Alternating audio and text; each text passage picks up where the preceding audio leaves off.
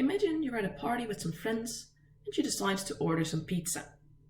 Now where you're at, you can decide between two different pizza places, pizza place A and pizza place B. At both of those pizza places, you pay an amount for just having a plain pizza, and then you pay a fixed amount for every topping you add.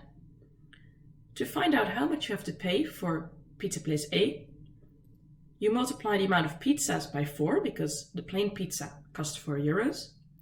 And because every topping costs 1 euro, you just add the amount of toppings that you have bought.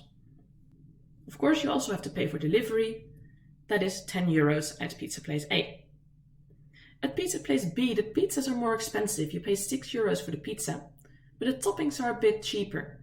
They're 75 cents for every topping.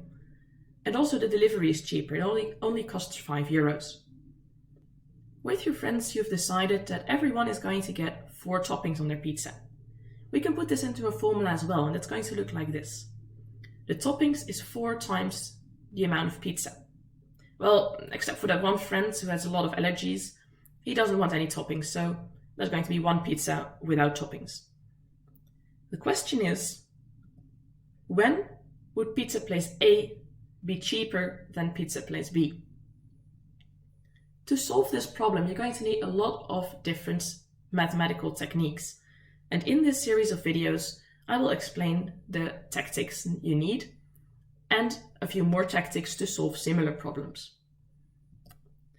In this series, we're going to be talking about linear equations. So the first thing we're going to look at is how to solve linear equations to find out when some formula is equal to some other. We will also learn how to find intersections of linear graphs. That's the same idea, but then if you don't have the formulas yet. What we will also learn is how to solve linear inequalities.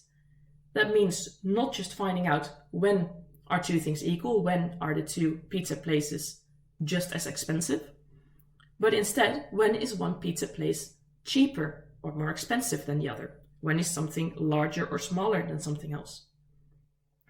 Finally, we will also learn to do 2 things with formulas. And the first thing is rearranging formulas.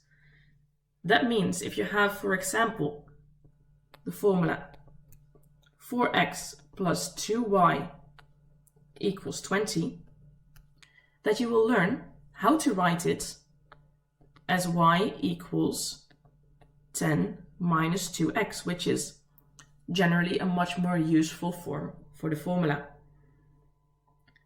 And a similar thing what we'll learn is how to substitute formulas, and this will be very useful in our pizza problem because this will make it possible to combine the formula for the amount of money you had to pay.